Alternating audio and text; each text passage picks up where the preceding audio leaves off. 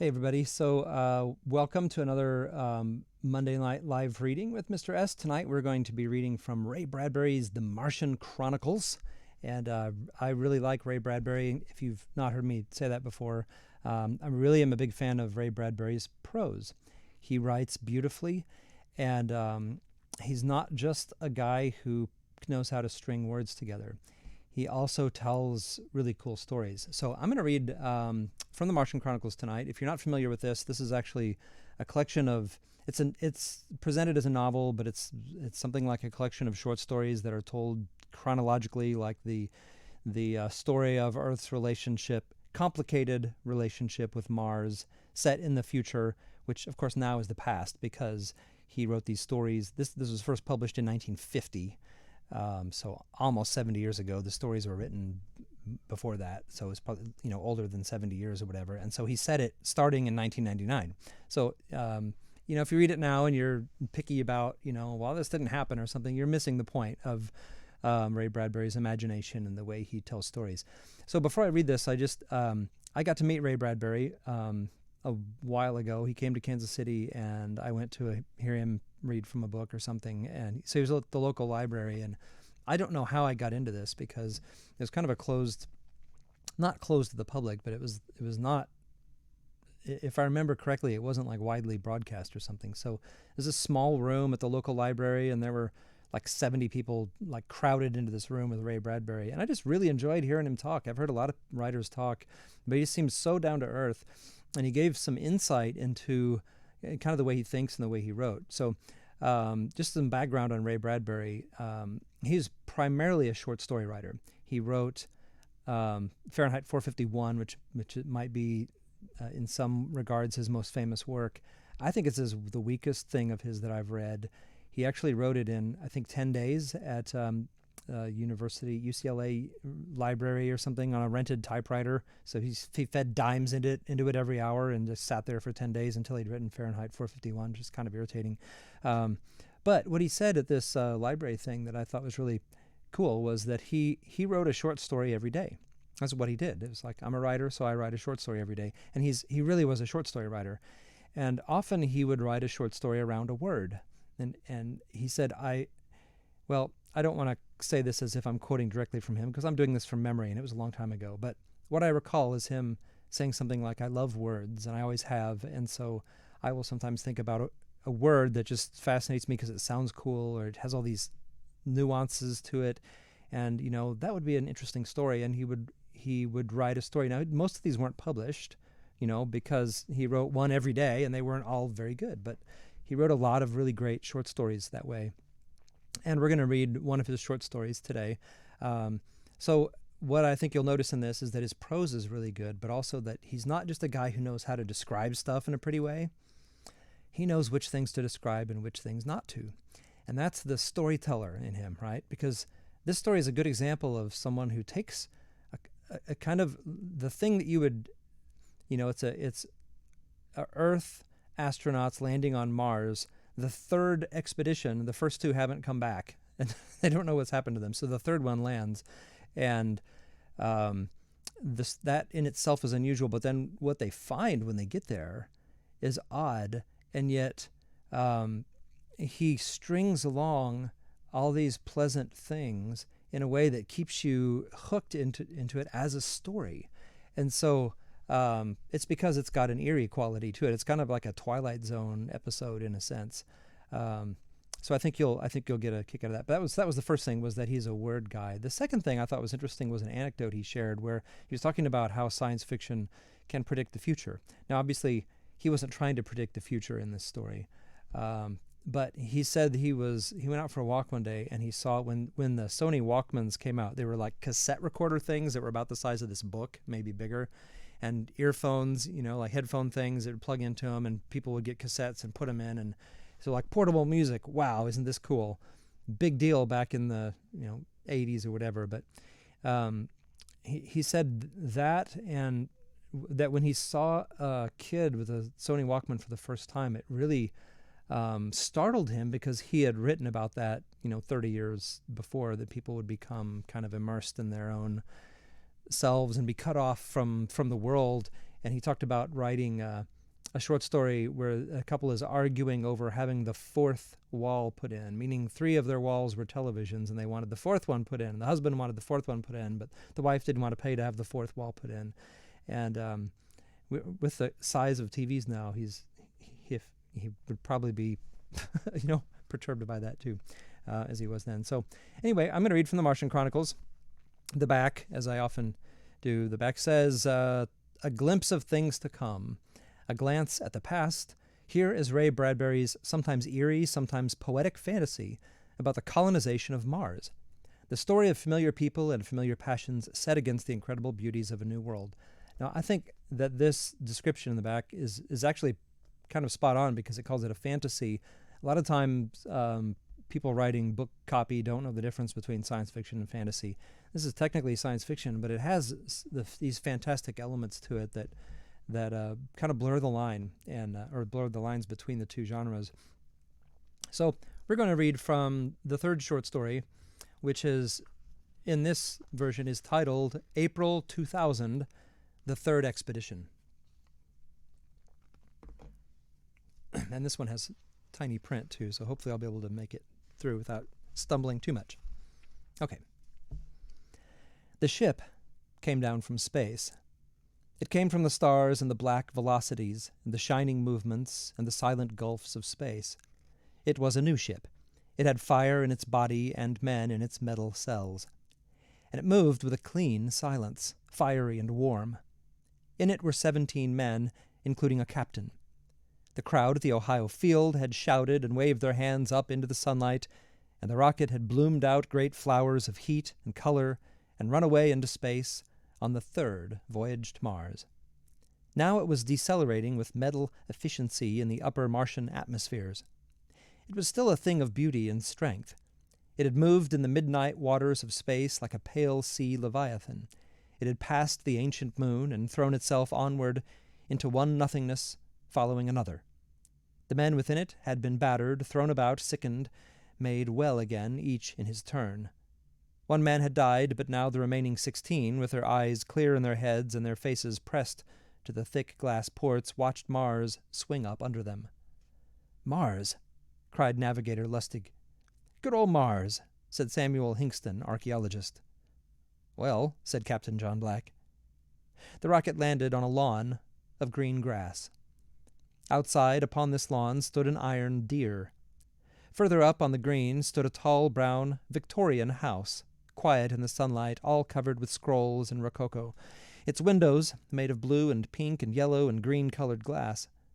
Upon the porch were hairy geraniums and an old swing which was hooked into the porch ceiling and which now swung back and forth in a little breeze. At the summit of the house was a cupola with diamond-leaded glass windows and a dunce-cap roof. Through the front window you could see a piece of music titled Beautiful Ohio sitting on the music rest. Around the rocket, in 4 directions, spread the little town, green and motionless in the Martian spring. There were white houses and red brick ones, and tall elm trees blowing in the wind, and tall maples and horse chestnuts, and church steeples with golden bells silent in them. The rocket men looked out and saw this. Then they looked at one another, and then they looked out again. They held to each other's elbows, suddenly unable to breathe, it seemed. Their faces grew pale. "I'll be," whispered Lustig, rubbing his face with his numb fingers. "I'll be damned." "It just can't be," said Samuel Hingston. "Lord," said Captain John Black. There was a call from the chemist. "Sir, the atmosphere is thin for breathing, but there's enough oxygen. It's safe." "Then we'll go out," said Lustig. "Hold on," said Captain John Black. "How do we know what this is?" "It's a small town with thin but breathable air in it, sir." "And it's a small town the like of Earth towns," said Hingston, the archaeologist. "Incredible. It can't be, but it is." Captain John Black looked at him idly. "Do you think that the civilizations of 2 planets can progress at the same rate and evolve in the same way, Hingston?" "I wouldn't have thought so, sir." Captain Black stood by the port. "Look out there. The geraniums. A specialized plant. That specific variety has only been known on Earth for 50 years. Think of the thousands of years it takes to evolve plants. Then tell me if it is logical that the Martians should have 1. Leaded glass windows. 2. Cupolas. 3. Porch swings. 4. An instrument that looks like a piano and probably is a piano. And 5. If you look closely through this telescope lens here, is it logical that a Martian composer would have published a piece of music titled, strangely enough, Beautiful Ohio? All of which means that we have an Ohio River on Mars. Captain Williams, of course, cried Hingston. What? Captain Williams and his crew of 3 men, or Nathaniel York and his partner. That would explain it. That would explain absolutely nothing. As far as we've been able to figure, the York expedition exploded the day it reached Mars, killing York and his partner. As for Williams and his 3 men, their ship exploded the 2nd day after their arrival. At least the pulsations from their radios ceased at that time, so we figure that if the men were alive after that, they'd have contacted us. And anyway, the York expedition was only a year ago, while Captain Williams and his men landed here sometime during last August. Theorizing that they are still alive, could they even, with the help of a brilliant Martian race, have built such a town as this and aged it in so short a time? Look at that town out there. Why, it's been standing here for the last 70 years. Look at the wood on the porch newel. Look at the trees, a century old, all of them. No, this isn't York's work or Williams. It's something else. I don't like it, and I'm not leaving the ship until I know what it is. For that matter, said Lustig, nodding, Williams and his men, as well as York, landed on the opposite side of Mars. We were very careful to land on this side. An excellent point. Just in case a hostile local tribe of Martians killed off York and Williams, we have instructions to land in a further region to forestall a recurrence of such a disaster. So here we are, as far as we know, in a land that Williams and York never saw. Hingston said, I want to get out into this town, sir, with your permission. It may be there are similar thought patterns, civilization graphs on every planet in our sun system. We may be on the threshold of the greatest psychological and metaphysical discovery of our age. I'm willing to wait a moment, said Captain John Black. It may be, sir, that we're looking upon a phenomenon that for the first time would absolutely prove the existence of God, sir. There are many people who are of good faith without such proof, Mr. Hingston. I'm one myself, sir, but certainly a town like this could not occur without divine intervention. The details. It fills me with such feelings that I don't know whether to laugh or cry. Do neither, then, until we know what we're up against. Up against? Lustig broke in. Against nothing, Captain. It's a good, quiet, green town, a lot like the old-fashioned one I was born in. I like the looks of it. When were you born, Lustig? 1950, sir. And you, Hingston? 1955, sir. Grinnell, Iowa, and this looks like home to me. Hingston, Lustig, I could be either of your fathers. I'm just 80 years old, born in 1920 in Illinois, and through the grace of God and a science that, in the last 50 years, knows how to make some old men young again, here I am on Mars, not any more tired than the rest of you, but infinitely more suspicious. This town out here looks very peaceful and cool and so much like Green Bluff, Illinois, that it frightens me. It's too much like Green Bluff. He turned to the radioman. Radio Earth, tell them we've landed, that's all. Tell them we'll radio a full report tomorrow. Yes, sir. Captain Black looked out the rocket port with his face that should have been the face of a man 80, but seemed like the face of a man in his 40th year. Tell you what we'll do, Lustig. You and I and Hingston will look the town over. The other men will stay aboard. If anything happens, they can get if anything happens, they can get out. A loss of 3 men's better than a whole ship. If something bad happens, our crew can warn the next rocket. That's Captain Wilder's rocket, I think, due to be ready to take off next Christmas. If there's something hostile about Mars, we certainly want the next rocket to be well armed. So are we. We've got a regular arsenal with us. Tell the men to stand by the guns, then. Come on, Lustig. Hingston. The 3 men walked together down through the levels of the ship. It was a beautiful spring day. A robin sat on a blossoming apple tree and sang continuously.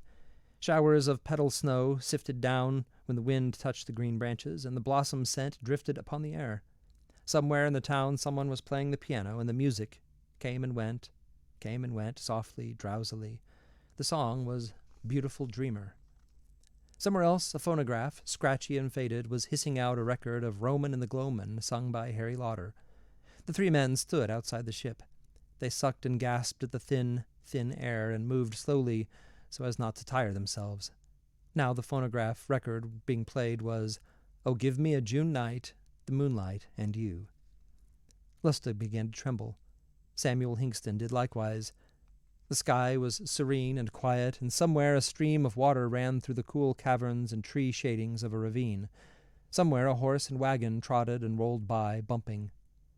"Sir," said Samuel Hingston, "it must be, it has to be, that rocket travel to Mars began in the years before the First World War." "No." "How else can you explain these houses, the iron deer, the pianos, the music?" Hingston took the captain's elbow persuasively and looked into the captain's face. "Say that there were people in the year 1905 who hated war and got together with some scientists in secret and built a rocket and came out here to Mars. No, Hingston." "Why not? The world was a different world in 1905. They could have kept it a secret much more easily. But a complex thing like a rocket. No, you couldn't keep it secret. And they came up here to live, and naturally the houses they built were similar to Earth because they brought the culture with them. And they lived here all those years," said the captain. "In peace and quiet, yes. Maybe they made a few trips, enough to bring enough people here for one small town, and then stopped for fear of being discovered. That's why this town seems so old-fashioned. I don't see a thing myself older than the year 1927, do you? Or maybe, sir, rocket travel is older than we think. Perhaps it started in some part of the world centuries ago and was kept secret by the small number of men who came to Mars with only occasional visits to Earth over the centuries." "You make it sound almost reasonable." "It has to be. We've the proof right here before us. All we have to do is find some people and verify it." Their boots were deadened of all sound in the thick green grass. It smelled from a fresh mowing. In spite of himself, Captain John Black felt a great peace come over him. It had been 30 years since he had been in a small town, and the buzzing of spring bees on the air lulled and quieted him, and the fresh look of things was a balm to the soul. They set foot upon the porch. Hollow echoes sounded from under the boards as they walked to the screen door. Inside, they could see a bead curtain hung across the hall entry, and a crystal chandelier and a Maxfield Parrish painting framed on one wall over a comfortable Morris chair. The house smelled old and of the attic, and infinitely comfortable. You could hear the tinkle of ice in a lemonade pitcher. In a distant kitchen, because of the heat of the day, someone was preparing a cold lunch. Someone was humming under her breath, high and sweet. Captain John Black rang the bell. Footsteps, dainty and thin, came along the hall, and a kind-faced lady of some 40 years, dressed in a sort of dress you might expect in the year 1909, peered out at them. "Can I help you?" she asked. "Beg your pardon," said Captain Black uncertainly, "but we're looking for... that is, could you help us?" He stopped. She looked out at him with dark, wondering eyes. "If you're selling something," she began. "No, wait," he cried. "What town is this?" She looked him up and down. "What do you mean, what town is it? How could you be in a town and not know the name?" The captain looked as if he wanted to go sit under a shady apple tree. "We're strangers here. We want to know how this town got here and how you got here. Are you census takers?"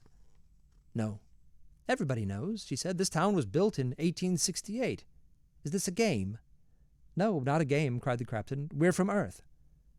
"Out of the ground, do you mean?" she wondered. "No, we came from the third planet, Earth, in a ship, and we've landed here on the fourth planet, Mars.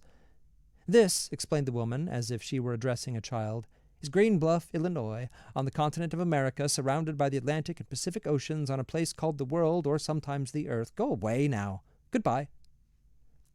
She trotted down the hall, running her fingers through the beaded curtains. The three men looked at one another. "Let's knock the screen door in," said Lustig. "We can't do that. This is private property." They went in. They went to sit down on the porch step. "Did it ever strike you, Hingston, that perhaps we got ourselves somehow in some way off track and by accident came back and landed on Earth?" "How could we have done that?" I don't know. Let me think." Hingston said, "But we checked every mile of the way. Our chronometers said so many miles. We went past the moon and out into space, and here we are. I'm positive we're on Mars." Lustig said, "But suppose by accident in space, in time, we got lost in the dimensions and landed on an Earth that is 30 or 40 years ago." "Oh, go away, Lustig." Lustig went to the door, rang the bell, and called into the cool, dim rooms. "What year is this?" 1926, of course," said the lady, sitting in a rocking chair, taking a sip of her lemonade. "Did you hear that?" Lustig turned wildly to the others. 1926.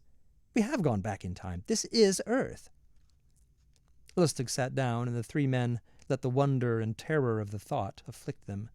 Their hands stirred fitfully on their knees. The captain said, "I didn't ask for a thing like this.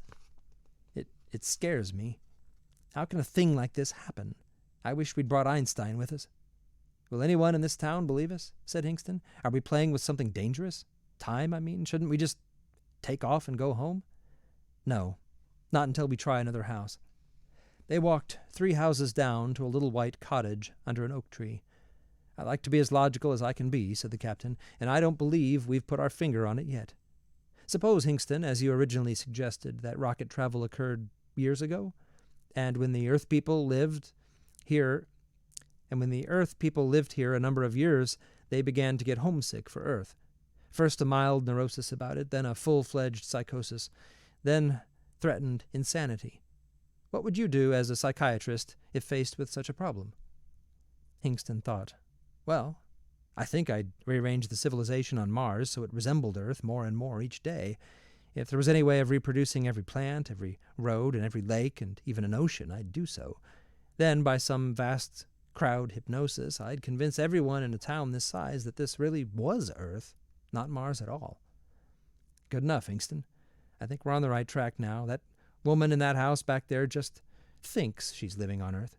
It protects her sanity. She and all the others in this town are the patients of the greatest experiment in migration and hypnosis you will ever lay eyes on in your life." "That's it, sir," cried Lustig. "Right," said Hingston. "Well," the captain sighed, "now we've got somewhere. I feel better. It's all a bit more logical. That talk about time and going back and forth and traveling through time turns my stomach upside down. But this way," the captain smiled, "well, it looks as if we'll be fairly popular here." "Or will we?" said Lustig. "After all, like the Pilgrims, these people came here to escape Earth. Maybe they won't be too happy to see us. Maybe they'll try to drive us out or kill us. We have superior weapons. This next house now. Up we go."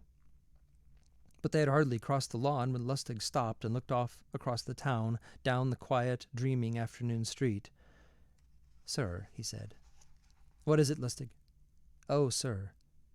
"Sir, what I see," said Lustig, and he began to cry. His fingers came up, twisting and shaking, and his face was all wonder and joy and incredulity. He sounded as if at any moment he might go quite insane with happiness. He looked down the street and began to run, stumbling awkwardly, falling, picking himself up and running. "Look! Look! Don't let him get away!" The captain broke into a run. Now Lustig was running swiftly, shouting. He turned into a hallway, halfway down the shady street, and leaped up upon the porch of a large green house with an iron rooster on the roof. He was beating at the door, hollering and crying, when Hingston and the captain ran up behind him. They were all gasping and wheezing, exhausted from their run in the thin air. "Grandma! Grandpa!" cried Lustig. 2 old people stood in the doorway. "David?" Their voices piped, and they rushed out to embrace and pat him on the back and move around him. "David! Oh, David, it's been so many years. How you've grown, boy. How big you are, boy. Oh, David, boy, how are you?" "Grandma, Grandpa," sobbed David Lustig. "You look fine, fine." He held them, turned them, kissed them, hugged them, cried on them, held them out again, blinking at the little old people. The sun was in the sky, the wind blew, the grass was green. The screen door stood wide. "Come in, boy, come in. There's iced tea for you, fresh, lots of it." "I've got friends here." Lustig turned and waved at the captain and Hingston, frantically laughing. "Captain, come on up." "Howdy," said the old people. "Come in. Any friends of David's are our friends, too. Don't stand there." In the living room of the old house it was cool, and a grandfather clock ticked high and long and bronzed in one corner. There were soft pillows on large couches and walls filled with books, and a rug cut in a thick rose pattern, and iced tea in the hand, sweating and cool on the thirsty tongues. "Here's to our health." Grandma tipped her glass to her porcelain teeth. "How long you been here, Grandma?" said Lustig. "Ever since we died," she said tartly. "Ever since you what?" Captain John Black set down his glass. "Oh, yes," Lustig nodded. "They've been dead 30 years. "And you sit there calmly," shouted the captain. "Tush!" The old woman winked glitteringly. "Who are you to question what happens? Here we are. What's life, anyway? Who does what for why and where? All we know is, here we are, alive again, and no questions asked. A second chance. She toddled over and held out her thin wrist. Feel. The captain felt. Solid, ain't it? She asked. He nodded. Well then, she said triumphantly, why go around questioning? Well, said the captain, it's simply that we never thought we'd find a thing like this on Mars. And now we've found it. I dare say there's lots on every planet that'll show you God's infinite ways. Is this heaven? Asked Hingston. Nonsense, no. It's a world, and we get a second chance. Nobody told us why.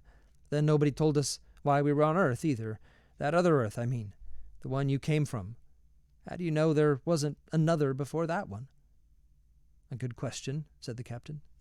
Lustig kept smiling at his grandparents. Gosh, it's good to see you. Gosh, it's good. The captain stood up and slapped his hand on his leg in a casual fashion. We've got to be going. Thank you for the drinks. You'll be back, of course, said the old people. For supper tonight? We'll try to make it, thanks. There's so much to be done. My men are waiting for me back at the rocket, and he stopped. He looked toward the door, startled. Far away in the sunlight there was a sound of voices, a shouting, and a great hello. What's that? Asked Hingston. We'll soon find out. And Captain John Black was out the front door abruptly, running across the green lawn into the street of the Martian town. He stood looking at the rocket.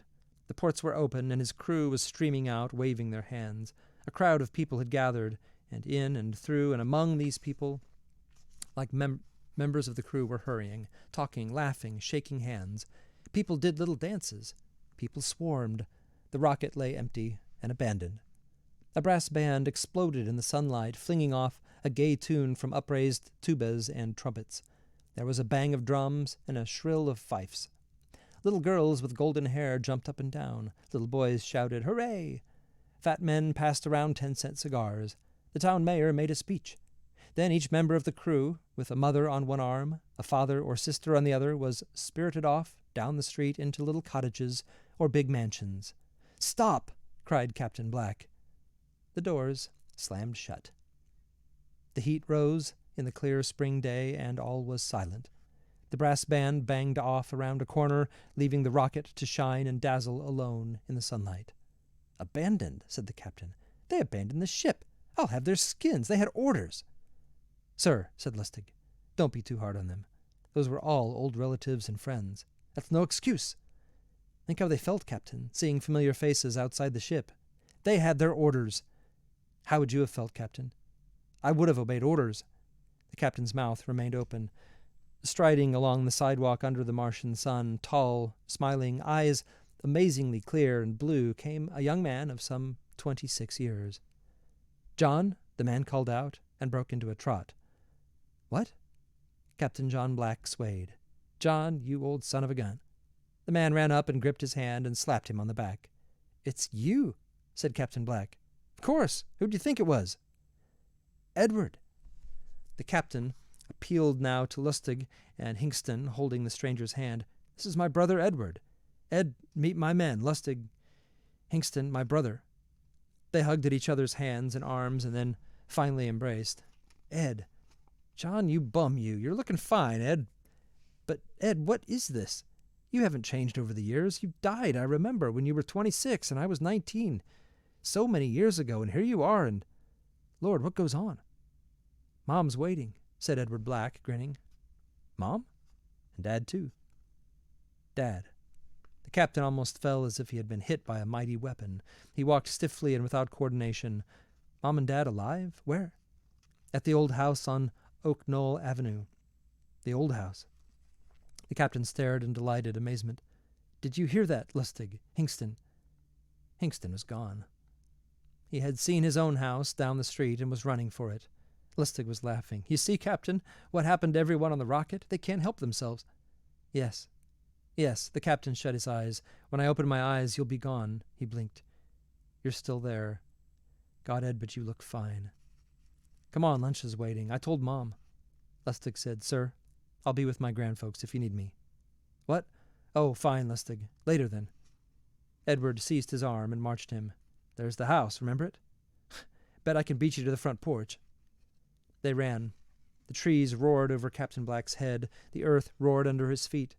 He saw the golden figure of Edward Black pull ahead of him in the amazing dream of reality. He saw the house rush forward, the screen door swing wide. "Beat you," cried Edward. "I'm an old man," panted the captain, "and you're still young. But then you always beat me, I remember."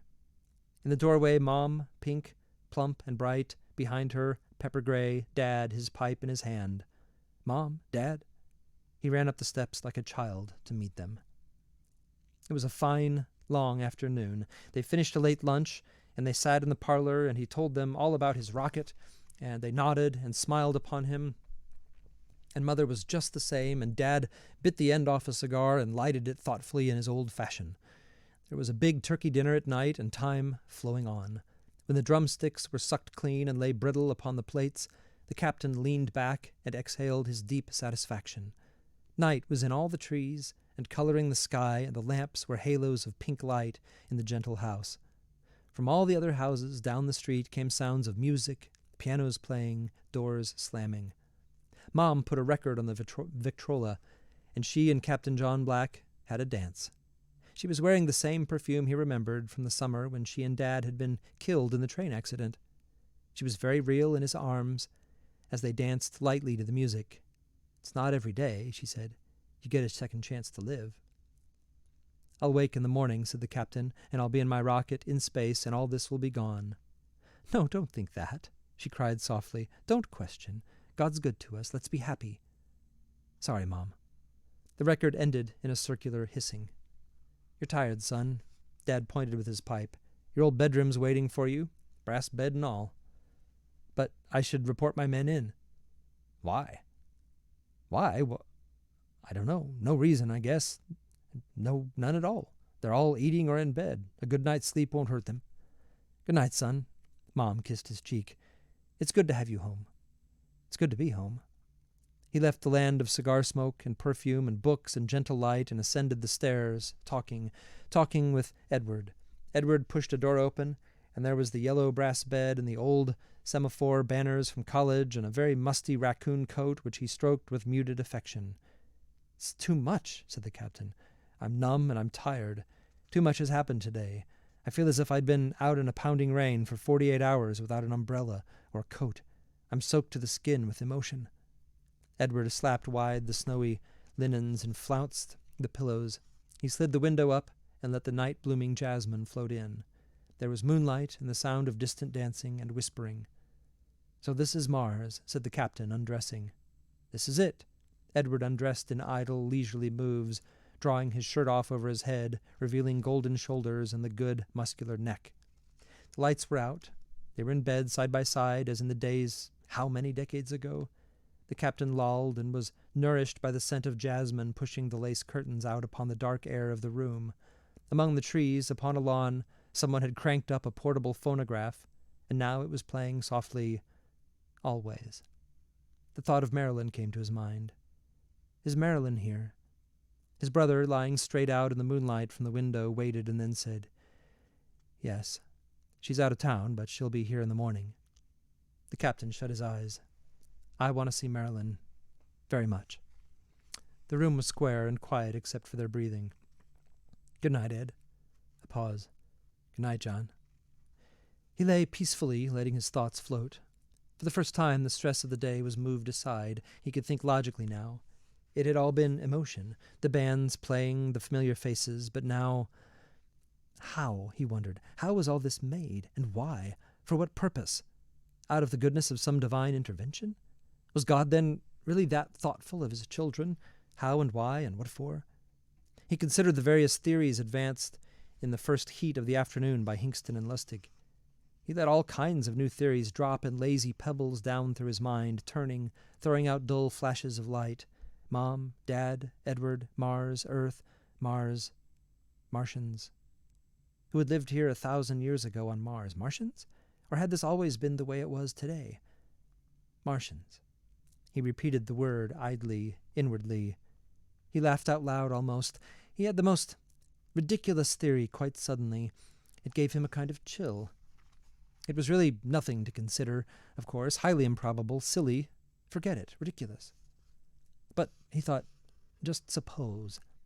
Just suppose now that there were Martians living on Mars, and they saw our ship coming and saw us inside our ship and hated us.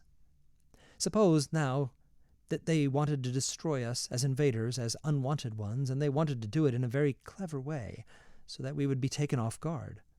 Well, what would be the best weapon that a Martian could use against Earthmen with atomic weapons? The answer was interesting. Telepathy, hypnosis, memory, and imagination. Suppose all of these houses aren't real at all, this bed not real, but only figments of my own imagination given substance by telepathy and hypnosis through the Martians, thought Captain.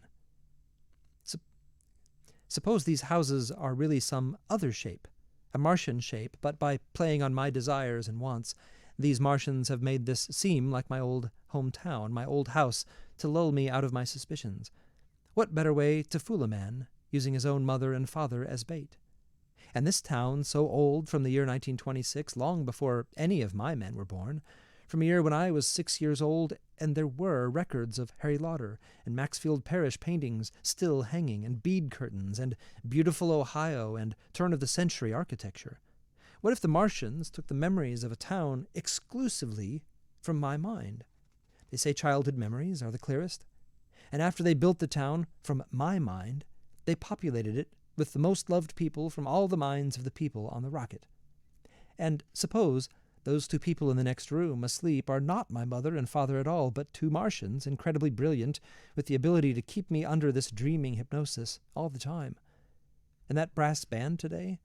What a startlingly wonderful plan it would be. First, fool Lustig, then Hingston, then gather a crowd, and all the men in the rocket, seeing mothers, aunts, uncles, sweethearts, dead 10, 20 years ago, naturally, disregarding orders, rush out and abandon ship. What's more natural? What more unsuspecting? What's more simple? A man doesn't ask too many questions when his mother is suddenly brought back to life. He's much too happy. And here we all are tonight, in various houses, in various beds, with no weapons to protect us, and the rocket lies in the moonlight, empty. And wouldn't it be horrible and terrifying to discover that all of this was just part of some great clever plan by the Martians to divide and conquer us and kill us? Sometime during the night, perhaps, my brother here on this bed will change form, melt, shift, and become another thing, a terrible thing, a Martian. It would be very simple for him just to turn over in bed and put a knife into my heart. And in all those other houses down the street, a dozen other brothers or fathers suddenly melting away and taking knives and doing things to the unsuspecting sleeping men of Earth. His hands were shaking under the covers. His body was cold. Suddenly it was not a theory. Suddenly he was very afraid. He lifted himself in bed and listened. The night was very quiet. The music had stopped. The wind had died. His brother lay sleeping beside him. Carefully he lifted the covers, rolled them back. He slipped from bed and was walking softly across the room when his brother's voice said, "Where are you going?" "What?" His brother's voice was quite cold. I said, "Where do you think you're going?" "For a drink of water." "But you're not thirsty." Yes, I am." "No, you're not." Captain John Black broke and ran across the room. He screamed. He screamed twice. He never reached the door. In the morning, the brass band played a mournful dirge. From every house in the street came little solemn processions bearing long boxes, and along the sun-filled street, weeping, came the grandmas and mothers and sisters and brothers and uncles and fathers, walking to the churchyard where there were new holes freshly dug and new tombstones installed. 16 holes in all, and 16 tombstones. The mayor made a little speech, his face sometimes looking like the mayor, sometimes looking like something else. Mother and Father Black were there, with Brother Edward, and they cried, their faces melting now from a familiar face into something else. Grandma and Grandma Lustig were there, weeping, their faces shifting like wax, shimmering as all things shimmer on a hot day. The coffins were lowered. Someone murmured about the unexpected and sudden deaths of 16 fine men during the night. Earth pounded down on the coffin lids. The brass band, playing Columbia, the Gem of the Ocean, marched and slammed back into town, and everyone took the day off. Okay, that was the third expedition from the Martian Chronicles. This used to be required reading in middle school and junior high classes. That was where I first encountered it, actually. Where the first thing I read from Ray Bradbury, I think, was this book in probably 7th grade. So hope you enjoyed that. It was a little probably unexpected at the ending. There are some places where it's obvious that this is 1950s and technology. People were trying to figure out what technology would look like, and also explaining. He does some explaining to readers that seems a bit clumsy in hindsight, but how else do you get the story across, right? So hope you enjoyed that. I think it's part of the Good Books Guide. I should mention this. If you want to get the Good Books Guide, which is about 500 books, fiction, nonfiction, for all different ages, assembled by our team at Clearwater Press, you can get that by going to clearwaterpress.com/goodbooks, and it is free. It's not the physical version. It is the digital version. Next week, we're going to be completely changing gears, and I'm going to be reading from Three Men in a Boat, Jerome K. Jerome's British, very dry humor. Hopefully I can pull that off. That's the goal. We'll see. If not, then hey, it's Facebook. You can just scroll down and go to something else. Thanks, everybody. Hope you have a good night. See you next week.